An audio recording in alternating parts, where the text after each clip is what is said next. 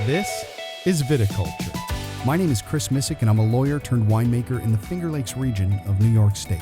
And in this podcast, I'm sitting down with great people in wine and other walks of life to hear their stories, as well as sharing the things I've learned in the vineyard, the cellar, and in life, week by week. Please remember to like and rate our show and spread the word.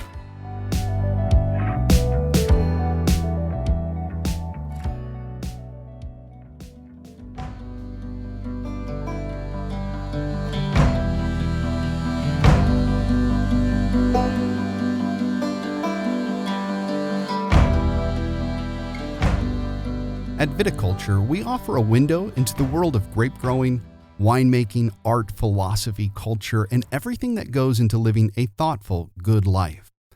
In our bi-weekly interview shows, we feature interviews with leaders in the wine industry, the arts, philosophy, music, and a variety of other topics. Throughout Season 1, we'll also offer bi-weekly discussions on what is happening in vineyards, what wine growers are thinking and concerned about, and what it's like to have a life into the window of the practitioners of the wine industry.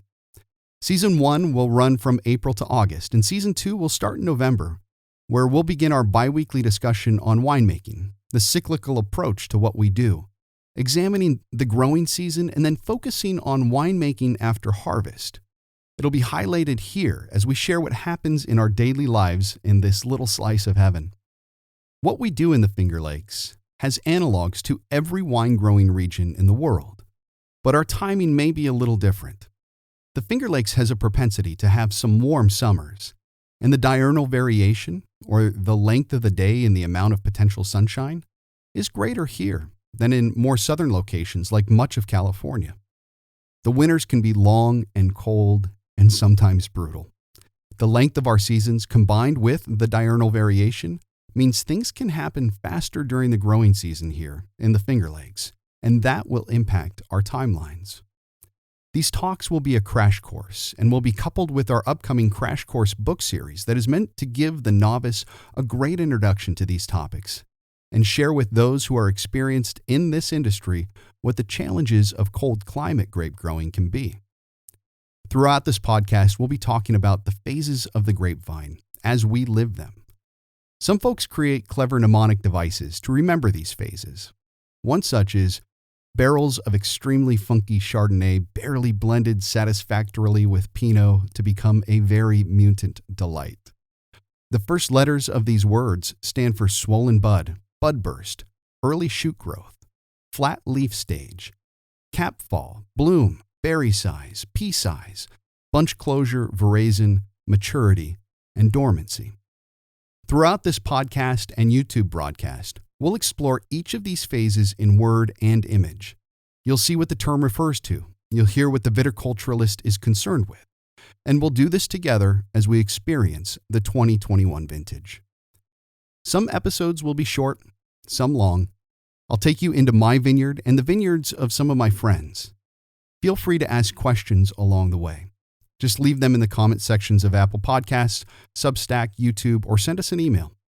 This first episode is being recorded as we await, in anticipation, the growing season to begin. So where are we now, here in early April, and what are people thinking? It depends really on where you are with your vineyard. There are basically 3 points you can be at. First, you have some land where you would like to plant grapes. Second, you've ordered your vine material and you are planting this year. And third, you have a vineyard, whether it is in its second year or 30th year. Let's take a look at what people are doing. If you have a piece of land and you've decided you would like to plant grapes, it's important to get an understanding of what the soil is like. Soil tests basically require reaching out to a soil testing company and then receiving a shipment of small boxes based on the number of soil tests you'll want to do. You'll want to take samples from all over the site. Taking samples usually requires just removing the first layers of topsoil, digging a small hole, and filling up the box. The testing company will be able to give you a breakdown of important information for your site: the nutrient load of the soils, including nitrogen, phosphorus, and potassium, the pH of the soils, and the soil profile. All of these are important to help you decide how viable your site is for planting wine grapes. In our soils book, which will be released soon, we explain all of these key facets in much more depth. Depending upon your result and the prior use of the land, you'll consider planting crops that will impact the nutrient load of the soil. For example, legumes such as soybeans and clover will help rebuild the amount of nitrogen in the soil. Before we ever planted our vineyard, we worked with a local organic farmer for 4 years to help rebuild the soil health and ensure our baby vines would get a good start. If you've gone through the efforts to understand your soil in previous years, you've probably decided that now is the time to plant vines. In the Finger Lakes, we deal with a lot of water and rainfall. For us, it's more important to get excess water out of the vineyard because, as we say, vines hate wet feet. Drain tile installation relies on an understanding of the topography of your land and is basically just perforated pipe that allows the water to move through and be evacuated from the site. Drain tile was actually invented in the Finger Lakes, and as a result, we're home to the world-famous Drain Tile Museum. So, prior to planting, you'll want to get the drain tile installed and then do a final prep of the land to get the vines in the ground. In some instances, a vineyard may have been installed the previous year, and with our relatively mild winter between 2020 and 2021, you've seen your vines are ready to be trained up onto the trellis. As a result, you're probably installing your trellis system right now. This is a crucial step. You'll want to do this before the buds on the canes swell and bud break occurs because you don't want to inhibit this year's growth by damaging those buds. In the coming weeks, we'll be going into all of these topics in much more detail. Finally, this time of year, everyone in the Finger Lakes is finishing up the last bit of pruning on their vines. Because our temperatures can get so low in the winter, we tend to prune our vinifera vines later into the winter or even the first few weeks of spring. The extremely cold temperatures can damage young buds. We experienced this in 2014, and that damage can result in harm to the buds, which will be this year's growth and fruit. A grapevine bud actually contains 3 buds, a primary, secondary, and tertiary bud. Fruit will generally grow primarily from the primary bud, which is also the most susceptible to damage. The tertiary bud will support the growth of the canopy or the leaves, but will rarely, if ever, produce fruit. Waiting until later in the season to prune means that if we do have an extreme cold event, we'll have the option to leave more buds on the canes to ensure we'll get some kind of crop that year. For those new to grape growing, it is astonishing to see just how much growth can come from a grapevine in a given year.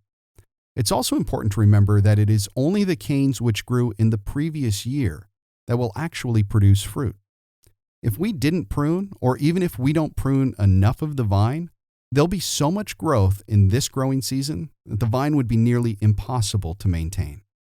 All of the extra growth will be vectors for disease. The leaves, which we do call the canopy, would have a hard time drying out, and the vine itself may be stressed by all of the energy it expends. Looking at a vine that has been pruned may make it feel bare, but it's one of the most important tasks we do every year. For now, aside from pruning, which is largely complete, general maintenance will be the order of the day.